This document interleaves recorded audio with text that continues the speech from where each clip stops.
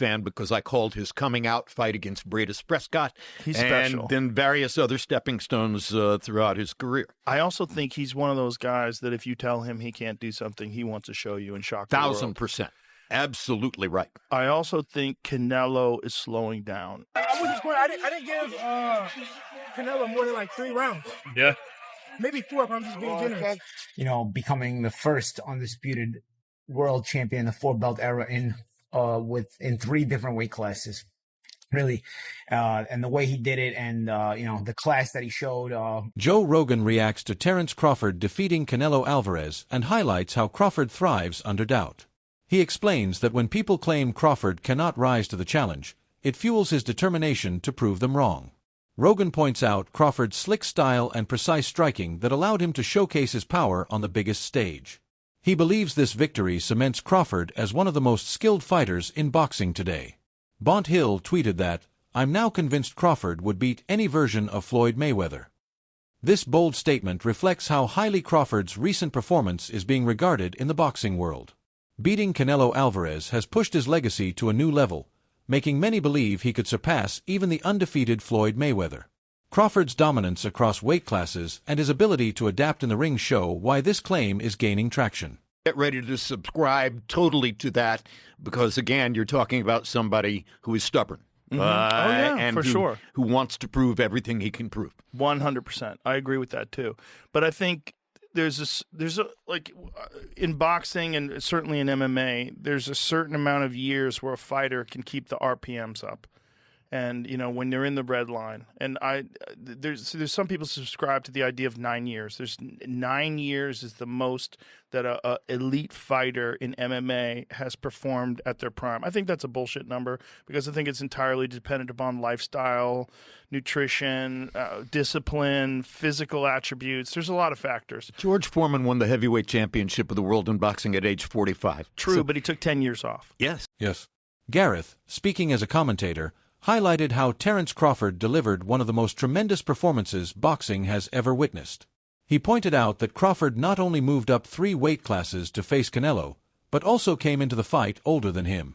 And after more than a year away from the ring, despite those challenges, Crawford showcased mastery, skill, and composure that few fighters in history have ever displayed. Gareth stressed that fans should recognize this as a once-in-a-lifetime display of greatness, proving Crawford's ability to overcome every obstacle and rise above all expectations. Shakur Stevenson said on X that respect to Canelo. It's a lot of soft fighters in the sport who's scared to fight against other great fighters. But salute to you, champ, not being scared to put it on the line against everybody. You are a legend. His message shows deep appreciation for Canelo's courage to face challenges that many avoid. Stevenson's words remind fans that greatness isn't only about winning, but about taking risks against the best.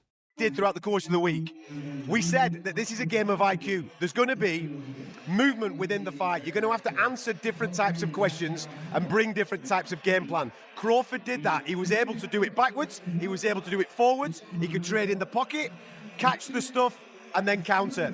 He was absolutely magnificent. Listen, I know this is raw and we've only just walked out the stadium, right? 10 minutes ago. And when the dust settles on this, we'll probably have better answers and better thought processes. And I'm sure people watching this will get stuck into the comments and maybe say what I'm about to say is quite outlandish. That might be the single best performance that I have ever witnessed live. It was absolutely tremendous. You've got to take into consideration the weight jump. This is a man that was champion at 135, 140, 147, and obviously recently at 154. But let's be honest, he even jumped up to 154 pounds for that.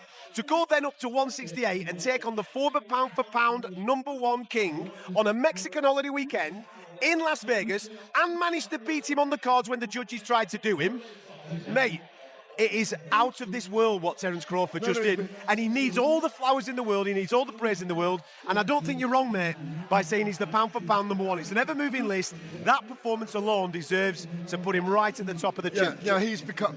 There's an argument that he becomes an all-time great with that performance, like you say, because the majesty, the poise, the presence all week, the pinpoint accuracy of everything he did in there, to the fact that in the end Canelo was frustrated and knew he couldn't do anything to Crawford, and he started visibly frustrated, wasn't but no, visibly frustrated that he started to do a weird kind of showboating because he didn't have any answers for what was happening and unfolding in front of him. I think Terence Crawford has rubber-stamped himself as an all-time great tonight, and I want to revise a view on him. I wondered whether he would have been capable of beating Floyd Mayweather at welterweight. Oh, you're going for it now, aren't you? And I think, yeah, we got to. I think he may well have done. Paulie Malignaggi emphasized that Crawford had achieved something historic. Becoming an undisputed champion across 4 divisions is rare, and the way Crawford executed it against Canelo stood out. Malignaggi compared Crawford's dominance to Floyd Mayweather's reign in his own era, calling this the beginning of Crawford's era. His perspective showed how the victory was more than just a win. It symbolized a shift in power, marking Crawford as the defining figure of this generation. Flawless. I mean, Terence Crawford has had an amazing career against a lot of very good fighters and world-class fighters, and honestly has barely lost a round. When you look back at Bud Crawford's career, there is something really special. It's one of those things now, because now I've now seen back-to-back generations of Floyd Mayweather and Bud Crawford, and man, you know, it's one of those things where now I understand why the people that lived in the Ray Leonard era say, you know, wish we could see Ray Leonard against Mayweather, and how that would be, because it just leaves such an empty feeling when you have such special fighters that were in different generations, and you saw both of them. You know, I saw the entirety of the Mayweather generation. I saw the entirety of the Bud Crawford generation. Just incredible, really, really incredible. And I know Mayweather gets a lot of hate, but for me, he's a tremendous, tremendous fighter. And Terence Bud Crawford is in that realm as well. And it's a fight we'll never get to see. So what are we gonna do? You know, it'll be up to the fantasy fights, you know. But let's get into it, man. I want to get into the undercard as well and some of my thoughts on the Netflix show. But let's get into the main event first. Crawford really boxed very, very well, very, very intelligently. The question mark was what happens when Crawford gets hit cleanly. I'm not sure he got hit cleanly the whole fight. You know, he got hit with some partial shots. Some shots landed cleanly, but by the time Canelo started landing anything cleanly, I think he was hesitant because he was getting countered so much that he was taking some of the steam off the shots in order to hope to be more accurate. Because even late in the fight, there were a couple of shots that Canelo landed, but they barely moved. Devin Haney's sharp reaction summed up just how dominant Crawford was. He dismissed the idea that Canelo had any real foothold in the fight, saying he couldn't give him more than 3 or 4 rounds at best. Haney's remark was both an assessment and a challenge. It reinforced how decisive Crawford's win appeared and implied that even the top young champion saw Canelo as no longer the untouchable force he once was. How'd you score it, Devin? I wasn't scoring. I didn't give Canelo more than like 3 rounds. Yeah. Maybe 4 if I'm just being generous. Can't get away from this Maybe fucking 4. Are you shocked or not? Hey, right here to my left. Are you shocked or not? No, I'm not shocked. I knew that if you kind of fight. Result. Exactly. And you guys knew what was going to happen. You were in denial. That shit looked easier than Earl Spence. Did it look, huh? It's a brilliant performance. Brilliant performance, man. Shout out to Team Crawford, Bo Mack, and that whole team, man. You know what I mean? Where'd you rank him all-time list after that? I mean, put his face on Mount Rushmore. You know what I'm saying? He deserves his place, for sure. Did you score it, Bill? Yeah, I scored it a lot for Crawford and a very little for Canelo. If any. I don't know. 116, 112? I don't know. I mean, I could pick 1 or 2. I could pick 1 or 2 in there or something like that.